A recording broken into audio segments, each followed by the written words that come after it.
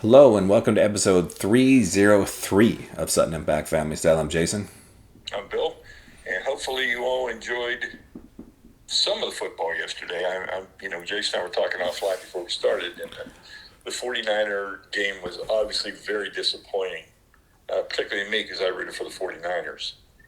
And, I'm not saying Brock Purdy would have beat that Eagles team, but when he goes out and you put the fourth-string quarterback in, and then he comes back in when the fourth-string quarterback gets knocked out, and you've got to try and run without passing, and the Eagles have 9 in the box at all times. That just wasn't going to go anywhere. No, and I called that like you stub your toe, get out of bed sort of day where like you go back to that Devontae Smith play where he clearly dropped the ball on fourth down. So instead of taking the ball over at the 40-yard line, going back the other way, stopping them on fourth down, you're down 7-0. And then everything just, if there was a call, and I don't think they were bad calls, but like every call seemed to go against the 49ers. And in the other game, everything went against the Bengals. Yeah, it just didn't work out for, like everything that could go wrong for the 49ers went wrong for the 49ers. And I guess we can have a 49er moment right now. Yeah, I don't know what you do. You got a lot of free agents.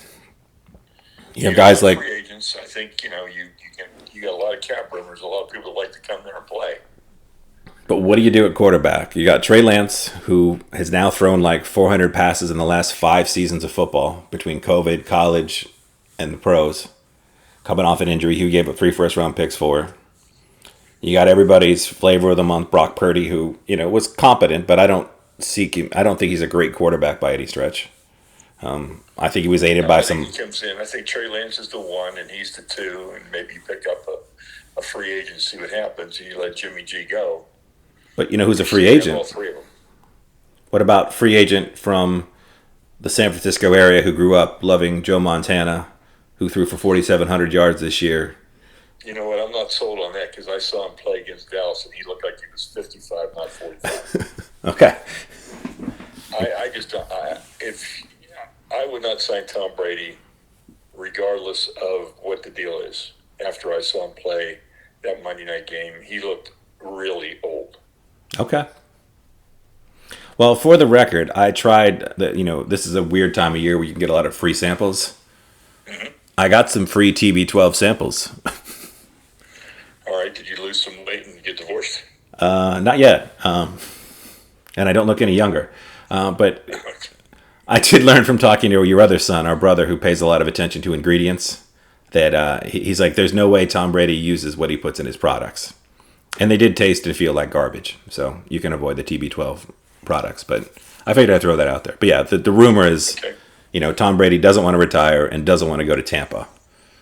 I don't think he'd come back to Tampa, and I don't think they would sign him. Now, do I think somebody like the Jets or somebody else would take a chance? I do. See where Aaron Rodgers goes. I mean, he's obviously, I think, because he's pretty obvious that Green Bay's going to let him go. Yeah, because I think the money is a weird situation where, like, usually the longer you keep a guy under contract, like, the longer he runs out the contract, the better it is for you financially to let him go. But apparently with this 3-year deal, like, they lose the least amount of money and get hurt the least by letting him go now. Yeah. And it's a good year with the cap money going up that you can take the hit, but I definitely think they're going to let him go. Now, whether the other guy could be the quarterback or not, I don't know that. No, but you saw the rumor now. Again, they would get somebody too. Yeah. But, Aaron Rodgers sat behind Brett Favre and then went to the Jets and then went to the Vikings. Yep. And the speculative spot for Aaron Rodgers is the Jets, who have a really good football team that just had terrible quarterback play. Yeah, and it might help the quarterback that's there to play behind Aaron Rodgers. I don't know if you can benefit to that. I don't know if there is or not, but you could speculate that there could be a benefit to that. Yeah. But, so I guess overall, congrats to the 49ers, but more congrats to that other team, the Philadelphia Eagles, who look really, really good on all aspects of the ball. No weak spots.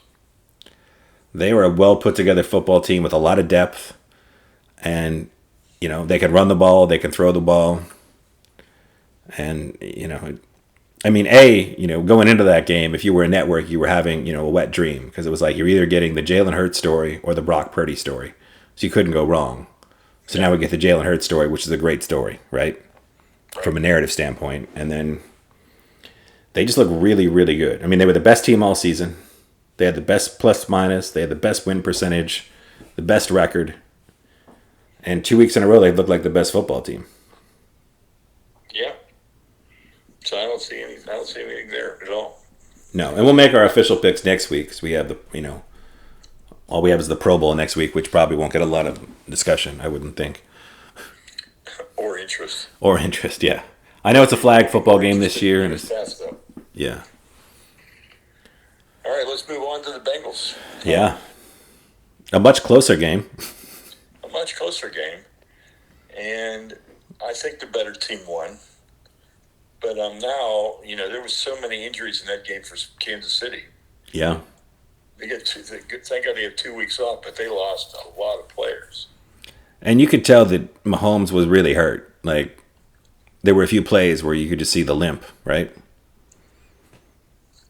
But he did run when it meant the most. Yeah. And I have to say, I think I've ranted on our podcast before about Sky Judge. But it seems to me that every official should be on a headset. And there should be a booth official that can communicate with all of them. And making sure we're getting as close to the correct calls as possible throughout the game, right? I think that's a great idea. Like, that seems pretty simple. Like, that doesn't seem like... It doesn't seem hard at all. No.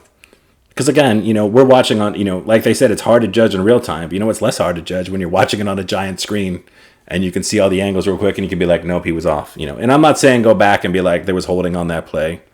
But if a call is made, whether it's a fumble, an incomplete pass, just let Sky referee, booth referee, whatever you want to call him, just make him an official part of the crew, and he's in constant contact with everybody. And again, you don't have referees having to blow the whistle to get attention. Well, the talking heads were all over this game this morning about how poor the officiating was. And it was poor. It was. Especially on that punt return that set them up at the end of the game. Yeah. There was like 4 blocking the backs on that. And, you go earlier and it's like, we're not even going to look to see it. The ball clearly hit something on the punt the Eagles had in the first half. I don't know that, Yeah. Or no, on that game. I know it's going back to the other game, but it's like, we can't look at that. And then the call where they ran the play and then they came back and said the play was dead. Yeah. And it became almost like a do-over, which, incensed a lot of people as well. Yeah.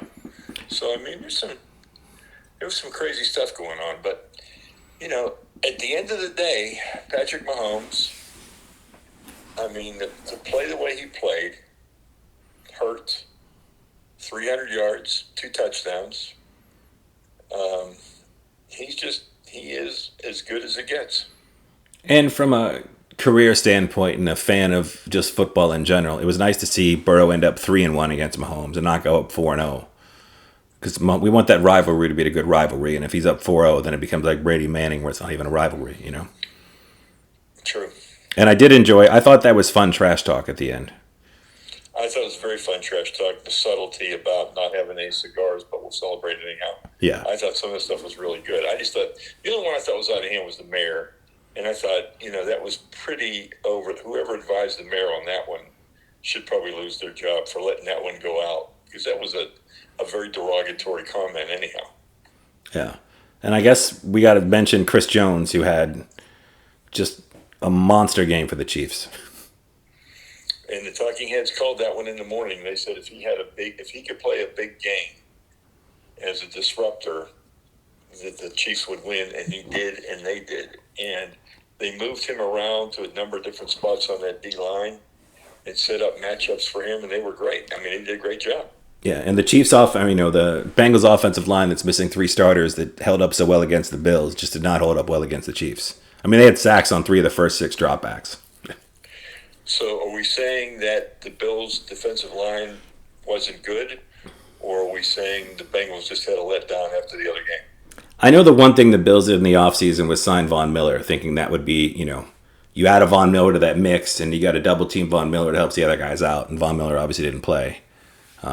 So you could argue, I think it was a little bit of both, Mm-hmm. And I think sometimes, and we see this throughout all sports, like, if there's a bunch of injuries, the lesser players, and I know that sounds derogatory, I don't mean it to, but like the non-starters are able to step up for a game, right?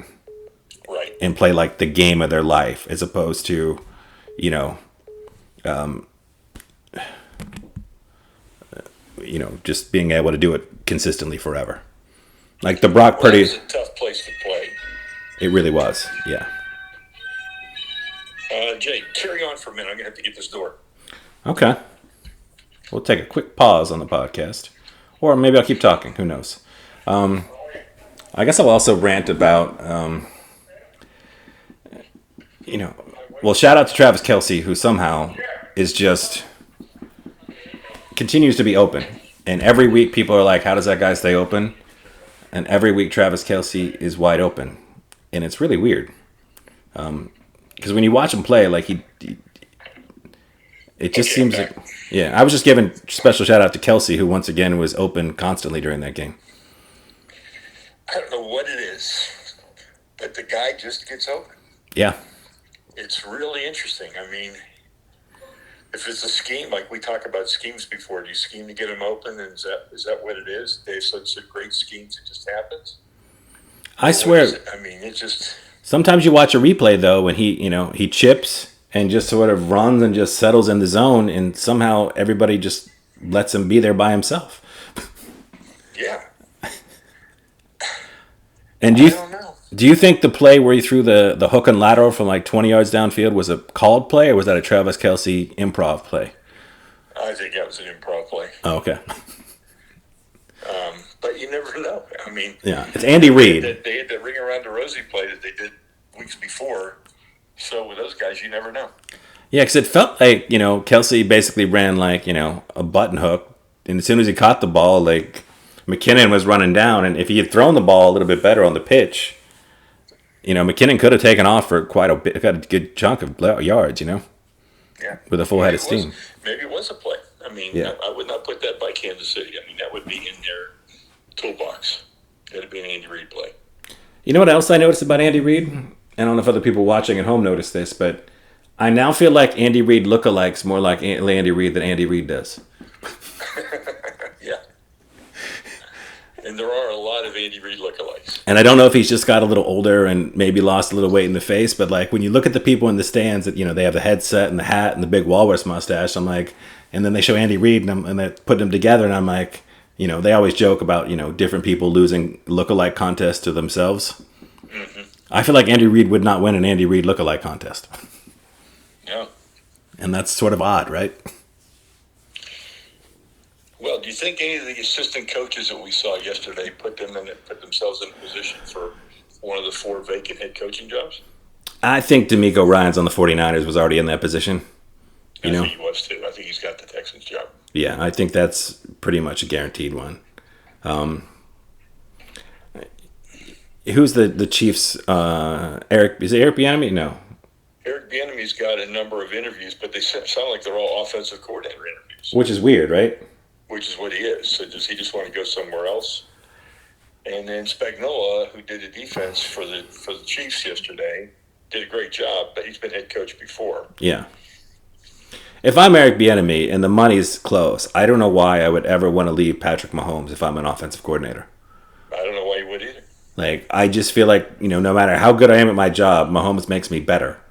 And if I go somewhere else and I'm not as good, like, I feel like, Andy Reid's, I don't know how long he's got left coaching. I don't know how long he wants to coach or how long he plans on coaching, but, And Eric Bieniemy's had a number of interviews, too, so, over the years. Yeah, he's had a lot. I mean, you got Patrick Mahomes, and you're Eric Bieniemy, and you go somewhere else to be the offensive coordinator, you can probably only use half of your playbook.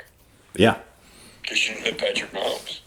And, people, they raved 1,000 times about he has the best arm talent in the league, and clearly he does. Yeah, I mean, I say all that baseball playing was really good because, he can throw at angles, and he can throw different from over the top, sidearm, underhand, anywhere. I mean, he's really, really talented. But he's got amazing vision, too.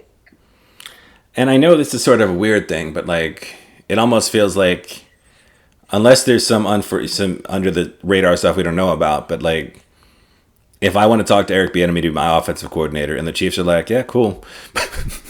I'll be like, maybe I don't want Eric Bieniemy as my offensive coordinator. You know, maybe it's like, all those years where like the defensive coordinator of the Patriots that ended up flopping because really Belichick was the defensive coordinator. Yeah.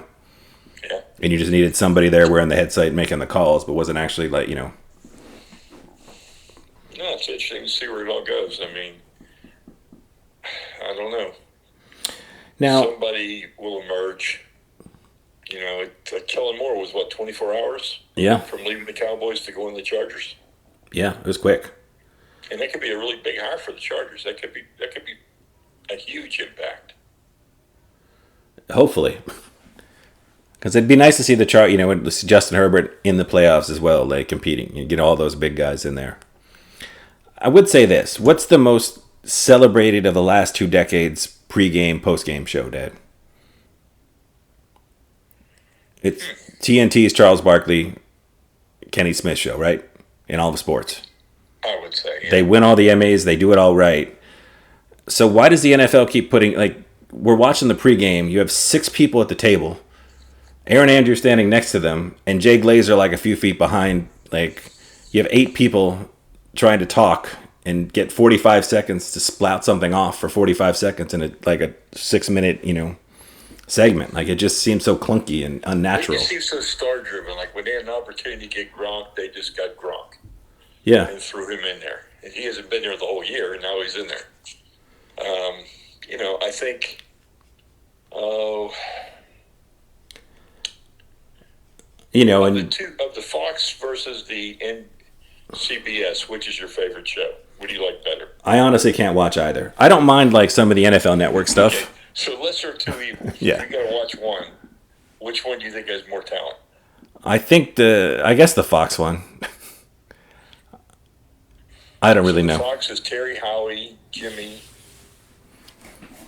I mean, I think, Terry and Jimmy are getting a little long in the tooth and maybe a little nuts when they speak, but yeah. I do like Howie. I don't really like Michael Strahan. I think part of the problem is CBS has Phil Simms, and I despise him as a both. I don't like his fake laughing. It's really annoying. So the other one is Cower, Phil Simms, Boomer Esiason, and... Do they still have Nate Burleson? Is he on that one? They still have Nate Burleson. I like him a lot. I loved him on NFL Network. He was closer to being the NFL Network show feels more like the TNT show. No, that's the morning show, and it's obviously a different sort of situation. But I feel like Nate Burleson got to cook. He got to just be himself. And I feel like on this, it's all just so overproduced and structured that it just comes off as, Yeah, I don't like the NFL show anywhere near what I used to when Kay was there and Burleson was there. I think it's gone downhill. Yeah, I thought Kay was far better than the woman they replaced her with. Yeah. And Burleson, just the 3 of them were great together with Peter and... They were really good. And Schreggs, yeah. But it seems like the one that wins Emmys every year, the people like, is just now it's 4 people. It initially was just 3 people. And it seemed like it was a much looser, natural conversation about sports. Now, I know... Yeah, I will say, I did like Greg Olson as a color guy. Yes. I thought he did a good job. I thought he was quite good as well. But yeah, I just figured I'd throw that out there. And I guess we just talked a little NBA and, like you said, trade deadline. 2 weeks away. So, yeah, and so we talked offline about, it seems like Jay Crowder is the flavor of the month. Well, I think as people have pointed out, this year there's so much parity in the NBA, right? Right. You have 12 teams competing for playoff spots on both sides. And you have teams like the Jazz and the Thunder who you'd expect to be sellers. And they are, but they aren't, right? Yeah. The Jazz are... They aren't because you've got to just see how it's all going to play out. You've got some nice pieces, and you're just going to play and see how your pieces look. And the Jazz and the Thunder both have so many picks now and in the future that, trying to offer them, another pick, it's sort of like, well, what are, it doesn't seem like the value's there for them. Yeah, it's too much of the same thing. And, you don't know, you've got so many picks that you haven't even used yet, and to add more picks to that without knowing what you're going to do with the picks before, just seems like overkill to me. Right. Like, I know they said Jared Vanderbilt, who they got in the Rudy Gobert trade, is technically available, but it's like, that's a young, pretty nice piece that you got for, that's why they, most teams are balking at offering them a first round pick, but they're like, we don't really need a lot. Like, you're not going to give us a starter, so unless you're going to give us another first round pick in the future, like, we don't need anything else. No. And we all know long enough now that, a first round pick doesn't necessarily count to be a starter. No. Yeah, it's going to be, it's a very interesting season.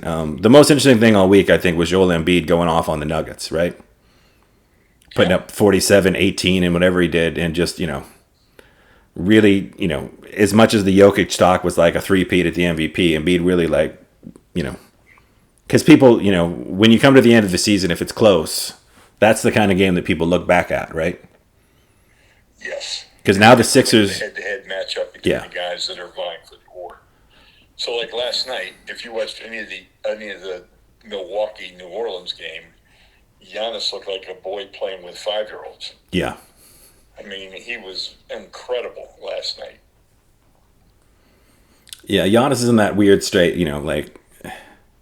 And with the... you could give the award to Giannis every year. Yeah, you could. So you could have given it to LeBron every year. Right. They're that good. Do you need to redefine what the award is? Or do you need to retire the award? Like, if you win it 3 times, is that you can win it 3 times, then you're in the MVP Hall of Fame award. You get a special award, and that's it. You can't win it anymore. Yeah, I think I'd prefer that than we just got bored, so we're not voting for you anymore. That used to happen to Michael Jordan, right? Yeah, and I think that's worse. Yeah, it's like... Say, you won last year, so we can't vote for it. But if you're still the best player, you're still the best player. Right. That's what I did like about the Jokic talk. I know it's, like I said, the Embiid thing was like the big wake-up call, but Jokic is playing phenomenal basketball. But it's same with Giannis, where it's like both those guys have technically gotten better, both just from the eye test and from their statistics, whether you're talking about, old school stats or even some of those new school analytics, where it's like they're better than they're having better seasons than when they won the MVP.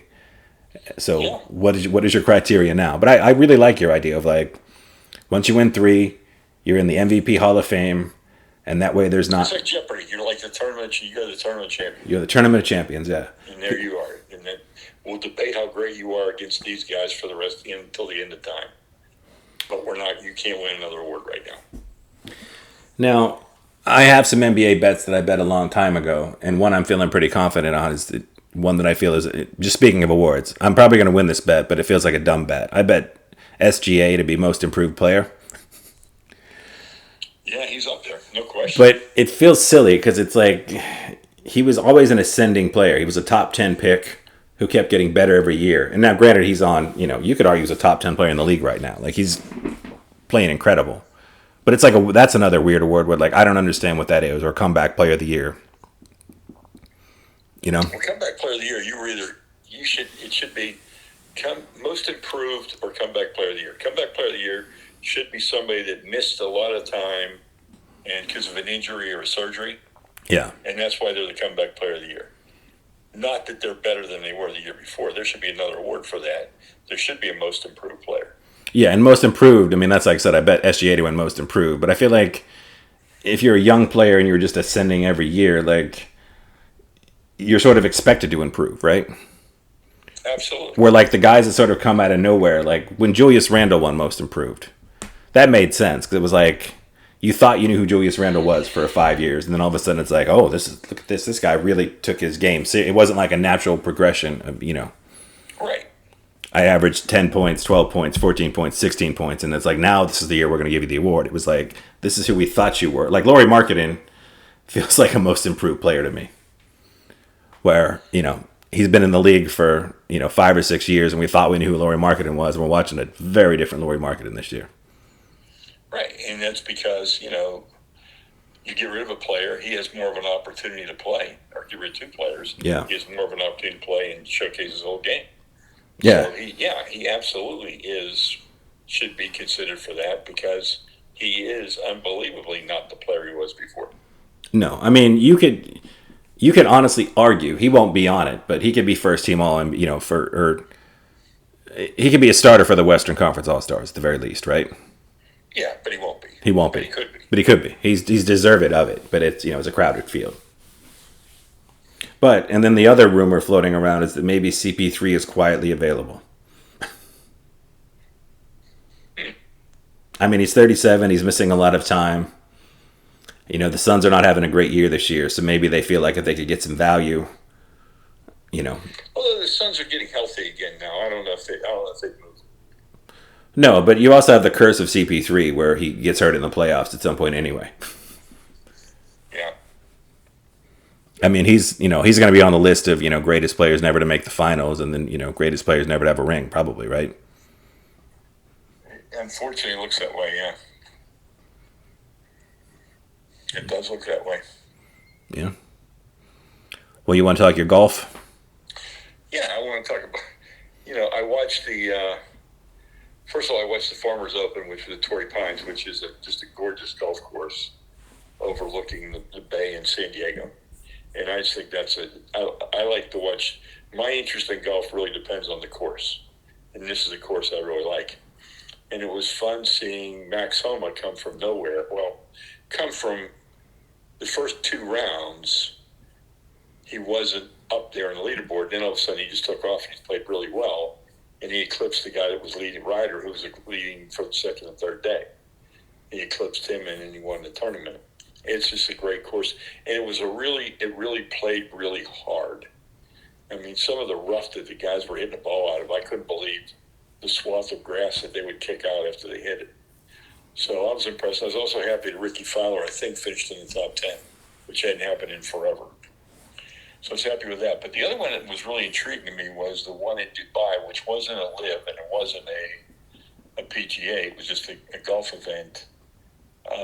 And Patrick Reed, who had served Rory McIlroy with a subpoena that he was suing him, or sued him with papers on Christmas Day. Yeah. He gets up and tries to have a conversation with him, and Rory ignores him, so he takes a golf tee and flicks it at Rory and walks away.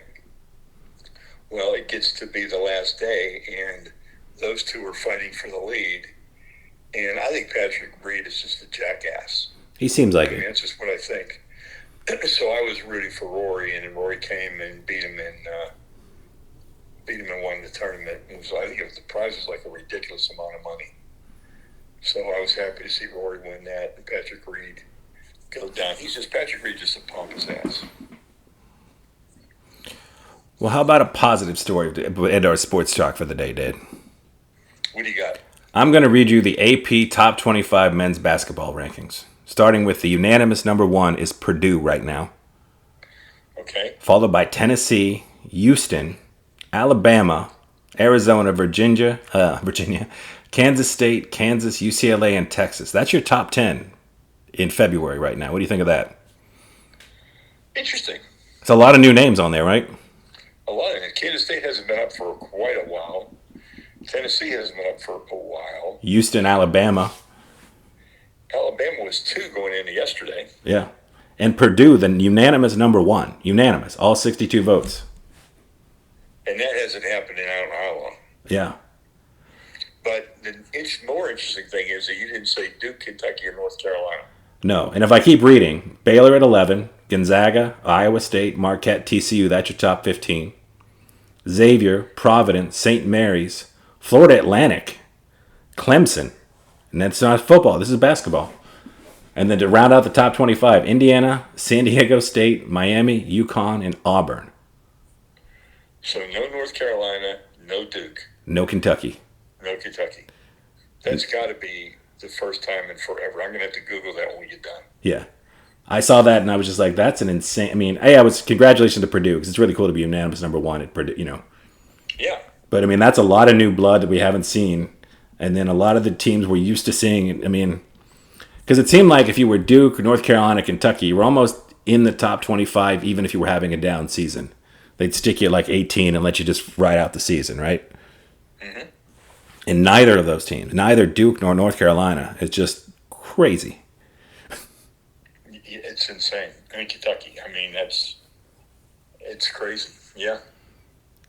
And you listed a lot of SEC teams and no Kentucky. I know. I listed Clemson. from the ACC. Clemson is an ACC team, and no North Carolina or Duke. Yeah, and Clemson is a football school. Like, yeah, I don't remember. Yeah, that's And I mean, we have our darling. Like I said, your Florida Atlantics, your Gonzagas, your St. Mary's. I guess Gonzaga for sure, and St. Mary's is sort of toiling on that like always there year, right? They're always close. Yeah.